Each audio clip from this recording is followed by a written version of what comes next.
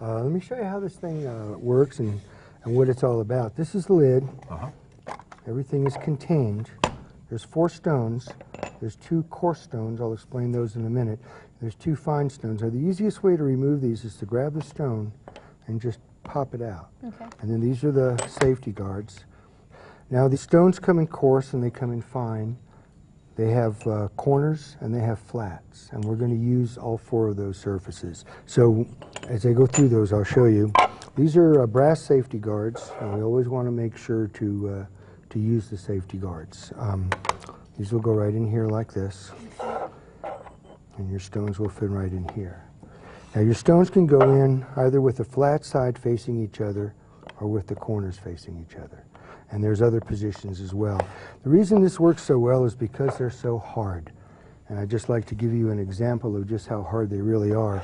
If you took something like a file, which you probably think of as the hardest thing you own, and you tried to cut the stone, that black stuff is literally the teeth coming off the file. Wow. The stone is so hard that it will cut any kind of metal. In fact, we go a step further. This is a sharpening stone that's used to sharpen steel. And you can see that our stone is actually considerably harder than this. This is a man-made stone. It's technically a synthetic sapphire, and it can be used to cut any type of metal. Now we're going to use 4 different steps or grits in order to get the knife sharp, and just because it's faster. Okay. The first position that we use is the 2 corners of the gray stones. Now these don't leave a very good edge, but they're quite rough, and they remove the excess metal. So what happens when a knife goes dull is that you've actually removed the edge and rounded it. And now we're going to remove metal on both sides until we restore that actual edge. Okay. Now these will wear. This is a utility stone, and they will eventually wear. In fact, when they have a little bit of wear on them, they actually will cut faster. So when I get a new set home, or what you should do when you get your set home, is take one corner, like the one opposite the groove, and just rub it alongside the other one just to crack the surface. Okay. Once the surface is cracked, you'll find that it actually cuts faster. It'll do it on its own anyway, but it'll do it faster that way. So step 1 is a corner of the gray stone, and we're going to use that to actually set our angles. Okay. And then we go, once we set our angles, we go to the flat side of the gray stone. Again, the same thing, but now we're going to work with the flat surface. This will make a knife about sharp enough to cut food or paper. We call it a utility edge. It's about the way most knives come from the factory. Step 3 is a corner of the white stone. That's a very sharp edge, butchers and barbers type sharp. And then step 4 is the flat side of the white stone, and that will give you a razor edge. Wow. Okay. Sal, on these, you always want to use the flat side with the flat side and the edge with the edge. You don't want to mix them. Right, right. The sharpening process is keeping the blade straight up and down. The reason we do that is because that's where your angle control comes from. Like we showed you with the crock pot, that you have angle control. Imagine if you were sharpening a knife, it's difficult to see what that angle may be, but if we turn the stone up so that the angle corresponds to straight up and down, and now you've got a visual control over that position. So when you're sharpening a knife, you're going to start at the back, and you're going to pull it towards you. Then you're going to start at the back and pull it towards you. Well, this is a very simple motion, and once people get pretty good at it, they don't pay attention. It's not the beginner that we worry about, and while we have guards there, it's the person that's already used it for a while. One possibility is this. Now that will surely cut your hand if that nice soft brass wasn't there to stop it. Sometimes people will do something like this.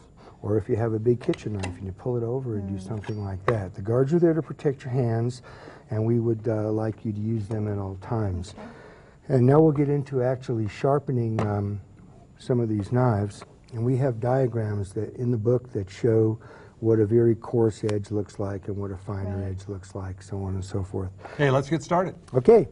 The coarse stones are the ones that we'll use first, and I got the cameraman's knife, and you can see where the sharks were biting at the edge.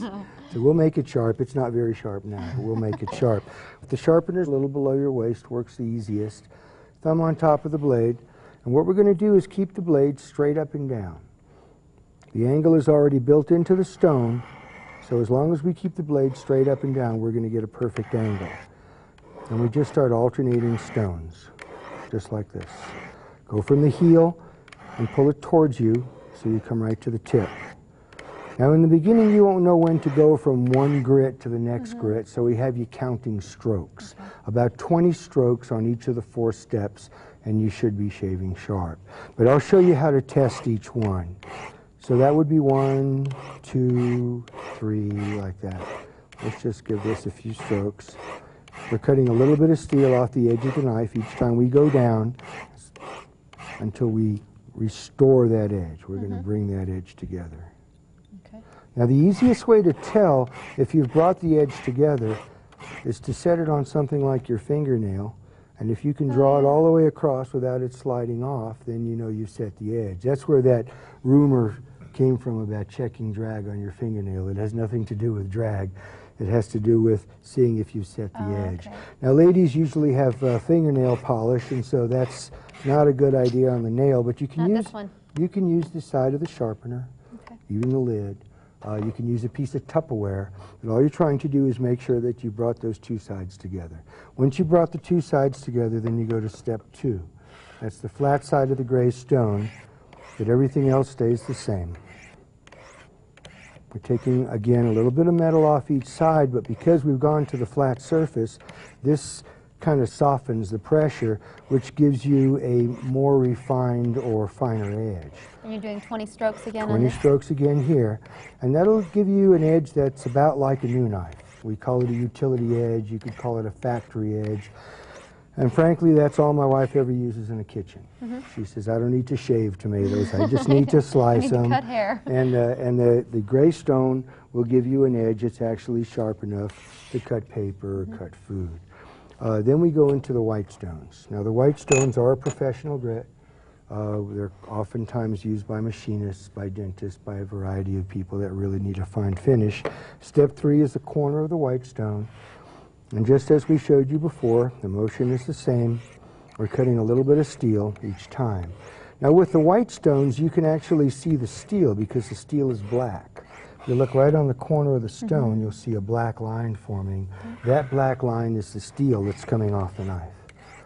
Now if a knife is really dull, you can actually load up enough steel on one of these sections to where you've covered the surface. Once you've covered the surface, it won't remove metal anymore.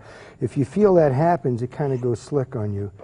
Just turn to another corner. When all the surfaces are dirty, then we just wash them out, and I'll show you how to do that when we're done. Okay.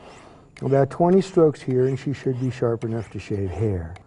Now, I'm supposed to tell you not to do this at home because this is dangerous, but you can actually shave the hair off your arm with the knife. So this knife is actually sharp enough to shave hair, and then we'll go into the 4th grit, which is the flat side of the white stone. And this is generally used for things that are already pretty sharp. If you shave with a straight razor, go for it.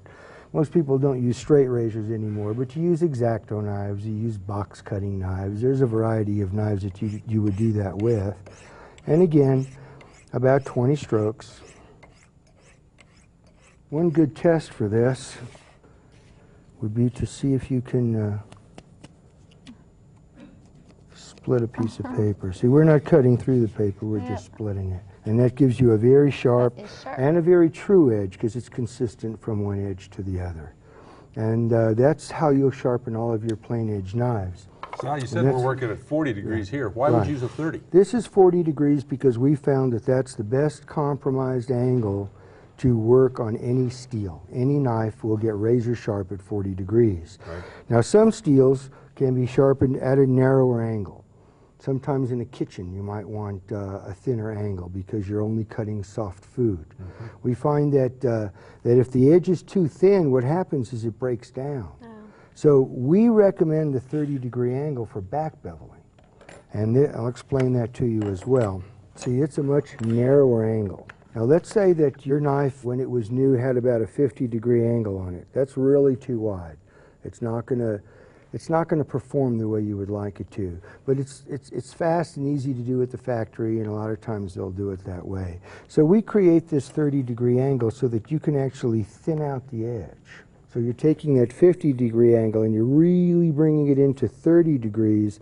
That way when you sharpen the bottom at 40 degrees, you have a nice transition. Okay. Does that make sense? And also if you take a knife and you sharpen it at 40 degrees over and over and over, after a couple of years, you're kind of working your way up the blade. Eventually the blade will be pretty fat. Again, that's where you would use your 30-degree angle, again, to thin out the edge. So sharpening your knife the same way over and over again can almost cause it to go dull? It's not really causing it to go dull, but as it gets fatter and fatter, you have more resistance trying to cut through something like food. Okay. So about every, maybe 10th time that you sharpen your knife, then go into the 30-degree angle and just give it about 50 strokes the same exact way, and that will take the shoulder off of that cutting edge and thin it out to give you a better performance in the long run. Now some people actually sharpen their knives at 30 degrees, and you can. It produces a very sharp edge, what they call scary sharp. But most steels won't hold it. So if you're cutting on something hard like wood, or you're cutting hard boxes, then that very thin edge will break down faster. So it's okay, you can do it, but the best thing to do is to try it and see if you like it. But we recommend the 40-degree angle as the ultimate all-around angle for sharpening knives. Is that what Spyderco come at? Do you set them at 40 degrees? Actually, no, we set them a little thinner than that. We have them from the factory, they're coming in at about 30 so that you can maintain your 40 without having to back bevel. But Spyderco is one of the few companies that pays attention to that.